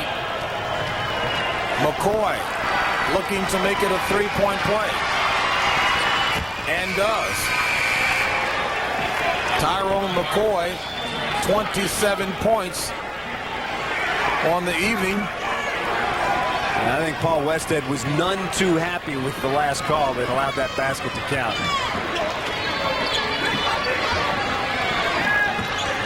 Donald Ross operating, slicing between 2 VCU players, and he's fouled by Marc Jackson, the big freshman. Donald Ross is kind of taking it upon himself right now to get something done on the offensive end, and they really need that. Ross, as we said, not really known for driving to the basket, but at this time, if you don't have the open jumper, as he did right there, you have to take the ball to the basket because you're either going to get the layup or you're going to get fouled. Marc Jackson picking up his 2nd personal foul, 6th team foul on VCU, 16 fouls as well for GMU as Ross misses the first free throw. Critical, critical, critical misses. You just cannot afford to do that when you're trying to fight your way back into a game. These are the points that you need. The clock is stopped. There's nobody guarding you. You need to put these in. 1 of 2 at the free throw line for Donald Ross. Trapping defense by Mason, comes up with the loose ball. Troy Mans over to Donald Ross. 3-point shot. Good! That's what they need. They need to find Donald Ross wide open. He is the guy that can get them back in this game very quickly. And you see, after the make, JB, pressure defense. That's what can get it done. That can get you the turnovers very quickly. Sonny Smith needs to talk about this. Rams throw it away. It'll be Patriots basketball when we come back. It's down to a 10-point game. 82-72 Rams. middle. You mentioned Donald Ross need to be featured a lot more. He's doing it. They need to find him spotting up for the threes. Great no-look pass there by Mans. And Donald Ross, when he gets his feet set, he can make that shot. When you notice Donald Ross missing, watch. His feet aren't set. He's fading away. But if he gets perpendicular and he gets up and down, straight onto the basket, he's tough. Paul Westhead said that Donald Ross is a streak shooter. Right now, he is on a streak. He has banged home 22 points on the evening, 9:46 remaining. A 10-point ball game. Rams on top. Patriots with the ball. Patriots with a chance to get inside of 10. It's been a long time since they've been there. Kyle Horton. Over to Donald Ross. Ross off the mark. Rebounded by Gibson. Fading to his left on that one. You want to get Donald Ross set up so that he can go straight up and down. All good shooters, JB, need to be square to the basket. A good illustration of what you meant about him needing his feet set. Gibson. Mason has stepped up the defensive pressure. A lot more aggressive on the defensive end. Harris. In and out. Three-point attempt. Ashby with the rebound and scores for VCU. So the 6'8" center scores, and we've got a hurt player for VCU, Gibson.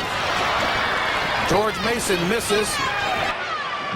Here comes Tyron McCoy ahead to Ashby. Slow it down. Slow it down. That's what Sonny Smith wanted to do in that situation right there, is slow it down. You're in absolutely no hurry. Mason's back in this game, only down by 12, but there's still no reason for VCU to change anything that they're doing at this time. They want to play this game at their pace. Again, break. If the dead layup is there, take it. If it's not, pull it back out, set up the half-court game, run that shot clock down. You heard me mention that Terrence Gibson was hurt on that last play for VCU. He's being tended to on the sidelines. That right leg of his receiving treatment. Kareem Washington back in for VCU along with Kendrick Warren. They were trying to set up a backdoor play there with Washington breaking to the basket, but Mason had good defensive recovery. Kenny Harris, Kendrick Warren, along with Rodney Ashby, and Warren scores and is fouled in the paint.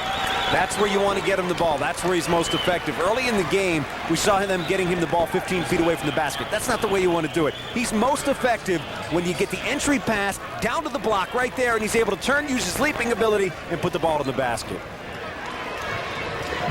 Foul called on Marc McGlone, and McGlone picks up his third personal foul. 17 foul for the Patriots.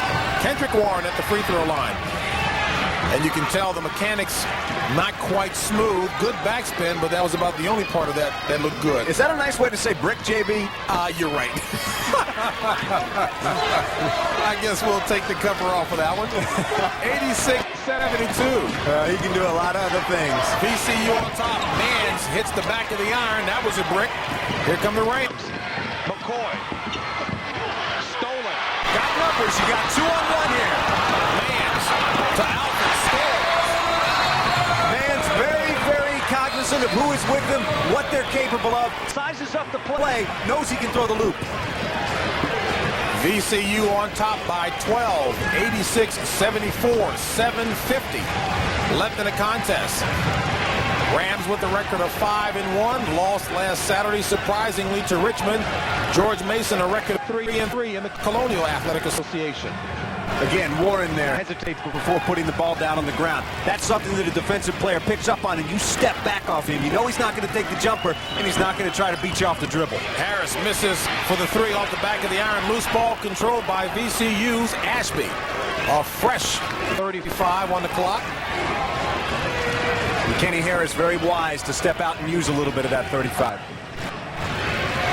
Patience on the offensive end, trying to take some of the run out of George Mason, and a foul committed by Marc McGlone, and McGlone picking up his fourth personal foul. Yeah, right now McGlone in there to help out a little bit on the boards, because the constant theme throughout this night has been that Mason has been getting beat on the boards, and at this juncture of the game, you can't afford to give them any easy lay-ins after a missed shot. You look at the rebounding numbers right now. Mason getting out-rebounded 54-30. Wow. You don't win many basketball games when you're down by 24 in the rebounding category. And that's going to be something that's going to plague George Mason all season long, rebounding. Yeah, they're just not very big. They're active. They'll send a lot of guys to the boards because it's not a situation where you look at your 4-man and your 5-man and say, these are my rebounders. Paul Westhead asks all of his players to rebound, in particular his point guard and his 4 and his 5, which is a little different than most coaches do it. And the two biggest guys on the George Mason squad active, Michael Sharp at 6'8", 210, as well for Andrew Fingal, 6'8", 210. So good height, but not very physically intimidating. No, not a lot of bulk there. What they have, good jumping ability, and they're quick on the jump. Paul Westhead is absolutely livid over on the sidelines. I'm not quite sure what he's arguing about. And the quiet professor calls a timeout to talk it over with his squad. I thought maybe Paul had gotten himself a technical, but that was a timeout signal. It's the other kind of tea. Absolutely. I'm sure Paul is more pleased with that one. Back with more. The last 7-11 after this. Well, it seems that the argument that Paul Westhead was conducting and having with the officials was that the foul should have been on McGlone. Somehow, I don't even know how Andrew Fingal got in the discussion. He's not on the floor, is he? Well, there's Andrew Fingal right there. Not in the play. Number 45 coming down low. Absolutely not. Right there. There's absolutely. I mean, it's on McGlone. It's clear. Fingal wasn't even in the play over there. No, it's that was a missed call right there. There's no doubt about it. And it's easy to see why Paul Westhead was going nuts over on the sidelines. And part of why Paul Westhead was going upset, if the foul was assessed inappropriately to Fingal, it would have been his 5th personal foul. And in fact, the foul is on McGlone, appropriately so. 4 on McGlone. And at the free throw line, Tyron McCoy. You got to appreciate an official, JB, that tells you when they're wrong. Absolutely. And also a coach who stays on top of it. McCoy looking for his 28th point of the evening, and he has it. One thing Paul Westhead said to us before the game was that this was the guy that really worried him. They knew what Kendrick Warren was going to do, but Tyron McCoy is kind of the wild card. He loves his style of play. He loves the up-tempo play. And tonight he's really burned him. He's got 28. And not only is he a very good offensive player, he being Tyron McCoy, but a very good defensive ball player. Right now what he's working on is his ball handling. They would like him to be able to play the 2-guard spot some for this team this year. Open some more things up inside. He's working on that. And at 6'5", it's a natural fit. But he's got to get the ball handling down. Wow, now I know you are significantly younger than I am, Dan, but it's amazing. 6'5", being considered just kind of average height now. That was pretty tall when I was growing up. Well, the scary thing is 6'5" means he's too short to be a forward. Isn't that amazing? You don't find too many dinosaurs at the next level playing at that height. At the forward spot, Adrian Dantley, certainly one of the last guys in that category. And everybody that comes along after him, unfortunately, gets compared to him. Is he an Adrian Dantley? 88-74. VCU on top. Yeah, taking it to the hook. Oh, an offensive charge whistle against McGlone, and that should be his 5th personal foul. Hooked him right around the hip. He was trying to get around him on the baseline side, brought the left arm around, got him around the waist. You'll see it right here. Entry pass by Troy Mans. Watch the left arm as he goes around. Hooked him right there. Can't do that, folks. You got to get around on your own. He tried to take the man and push him out of the way. You know, one of the keys that a lot of big men learn in big men camps, if you will, is that hook move has to be viewed as a part of the whole move. You can't make it in parts, if you will. Throw that arm, then the body follows. It's all got to be one smooth move. It's got to be smooth. And if you see the defensive player's hip fly out of there like we did right there, that's going to get the call. That's going to get the call. Physically, you can't move him out. What you can do, though, is give him a little brace so that he can't get inside of you. Hold that arm there, and it makes it very tough for him to move laterally to get in your way. So Kyle Horton, who is wearing number 41 on, as we mentioned, he had blood on his old jersey, number 4. He's got 41 on. He replaces Marc McGlone. Nice break by VCU. Score the basket for Tyron McCoy. Big evening for Tyron McCoy. 31 points. And a layup on the other end by George Mason. Pressure defense after the made shot, but again, VCU not having much trouble getting by it. McCoy, now will they call the push-off or the foul on Sharp? It's called on Sharp. Easily could have gone against McCoy, who actually took that right arm and moved the defensive player out of the way. But you know, JB, if you watch right here, all night we've been talking about the fact that McCoy takes the ball hard to the basket. He does it again right here, and once you set those officials up and they know you're going hard to the basket every time, you're going to earn those calls. You're going to earn those calls. Well, McCoy earned that one. And he's having himself a sensational night. 31 points on the evening, and he's going to add to it, or attempt to add to it, at the free throw line. 90-76.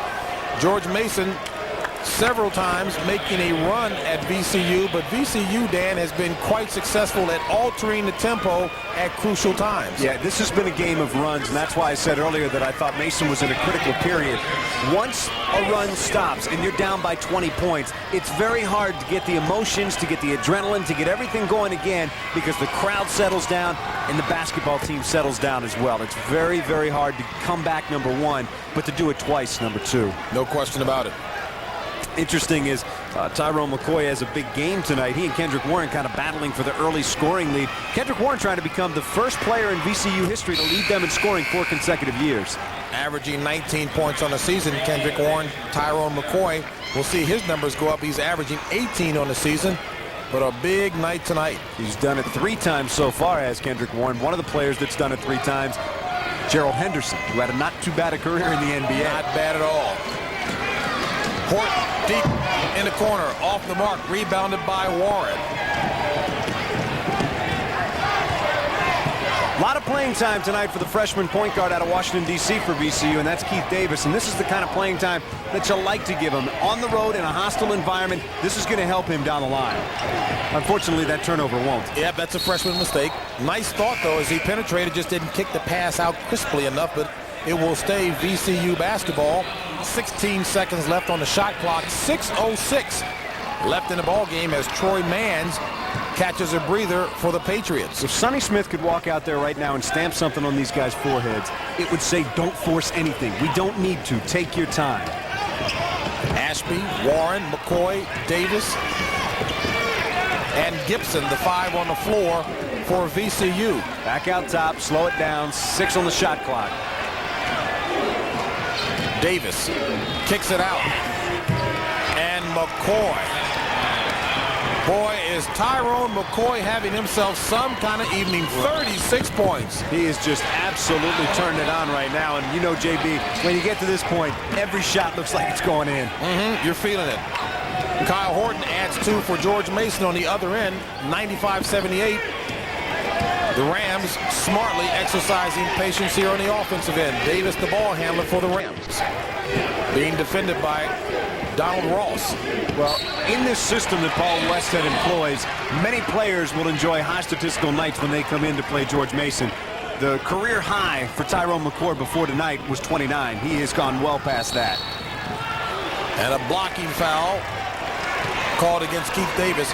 You know, Paul Westhead certainly being very candid with us, as well as he was describing where he is in terms of implementing this system. He says it is far from a finished product, and that's pretty apparent as well. Yeah, I think that's from a couple of different angles too, James. I think number one, he's talking about the fact that these guys don't fully understand it yet.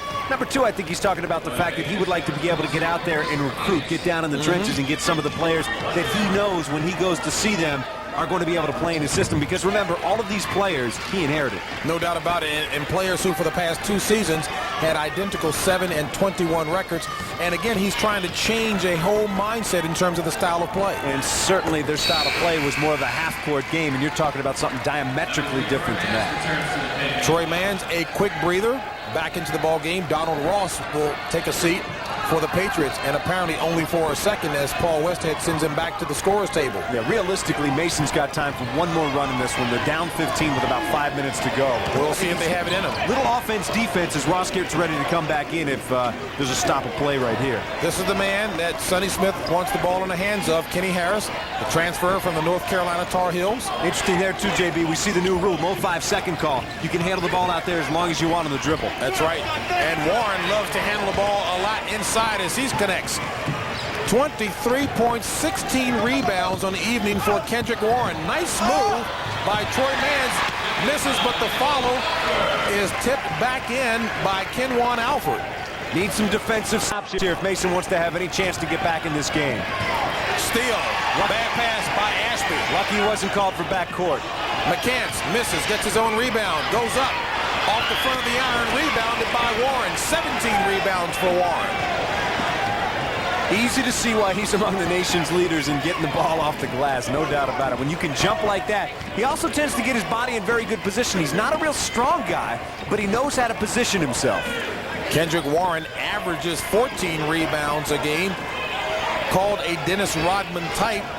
But certainly you were right, Dan. I think he'll have to gain a bit more strength for the next level. Difference between he and Dennis Rodman. Dennis Rodman's got those guns, and he uses them. He knows how to use them. That's one thing. But Warren, to his credit, has realized that and started to work on that. Tyron McCoy, boy, he is having one hot evening. Well, you mentioned the differences between Warren and Rodman. As the three is launched by Donald Ross to make it McCants off the mark, it'll go over to the Rams. Big difference between Kendrick Warren and Dennis Rodman, that ugly hair of Dennis Rodman, that is hideous. Yeah, I got to say one thing. I guess that's the new look from the movies, but how do you like the tattoos? They don't do very much for him. No, I think I'm going to get him a colored stocking cap to wear over that do of his, and I'm talking about Dennis Rodman. Guy's a heck of a basketball player, but boy, have we seen a personality change during his time in the NBA. And I certainly think I know him well enough to tease him. 99-82. 3:30 left in the ball game. Rams on top. Harris controlling the action for the Rams offensively. McCoy, Gibson, Warren, and Ashby, the five in the dark uniforms for the VCU Rams.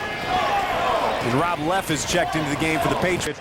That's somebody that Paul Westhead has said they can get some shooting out of. At this point, you're going to need some three-point shooting. Hasn't been used very much. In and out for Gibson. Foul called on the play, and I believe that's going to be on Rodney Ashby. Finger will get a couple of the line, and again, it's critical at this point that free throws fall because Mason has had some problems at the line tonight. Just 7 out of 18. Check that, Mason tonight, 13 out of 22 from the line. Nonetheless, that's not the kind of shooting that you want to see. I mean, that's 59%. You need to shoot better than 59% from the line. That drives coaches nuts. As well as shooting better than 39% from the floor. You need to improve on that. First shot is good by Andrew Fingal out of Scotts Plains, New Jersey. You know, this was not a game, I don't think, that Mason was expected to win. VCU certainly comes in here the more highly regarded team, certainly the more talented team. But I think one thing that Mason will be able to take away from this game is there's still 3 minutes left. But one thing they'll take away from this game is learning how to deal with a team that comes in with talent and changes the tempo. Kareem Washington replaces Rodney Ashby for VCU. VCU hasn't had very much difficulty breaking the press. And Gibson would love to have that one back as he misses the layup, but there's a foul on George Mason. No, call it a jump ball. Possession arrow favors VCU. It will stay at this end. 2:54 left. 99-84. VCU on top.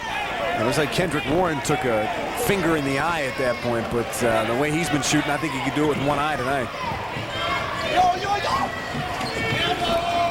McCoy nearly caught in the air on that one, looking to pass. You know, but JB, it would have been poetic justice if he'd have just kept his back to the basket and tossed it over. It would have gone in. Well, Tyron McCoy certainly has broken out of his shooting slump of one game in a big way. Sonny Smith indicated that the reason the Rams lost to Richmond on Saturday, his two leading scorers, Gibson and McCoy, went 3 for 25. And Gibson has 8 points tonight. He's hit 3 out of 7 shots. They've both come back and bounced back very well. That was a game that I know VCU is going to look back at, and really it's going to haunt them because this is a team that's thinking NCAA tournament. You don't want losses like they had last Saturday to Richmond. And certainly from their perspective, an early loss hopefully will serve them well down the stretch. Man's off the mark.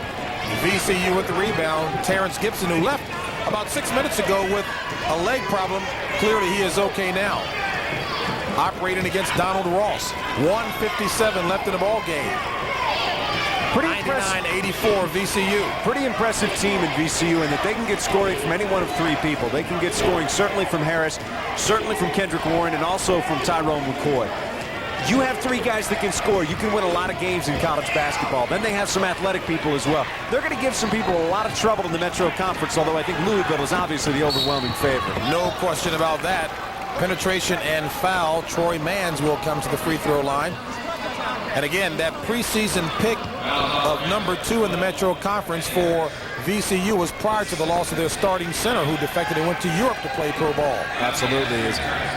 What you want to do at this point in the game, if you're Mason, is if you're not going to take a three, you want to make sure that you're taking the ball to the basket, because you figure at that point that you're either going to get fouled or you're going to get the shot inside. Troy Mans did that there. He'll go to the line for 2. And apparently someone lost a contact on the floor, as we've got the staff from VCU out looking for the contact that belongs apparently to Kareem Washington. I hope you brought your B notes, James. Oh, let me tell you, well, we've got a few books here.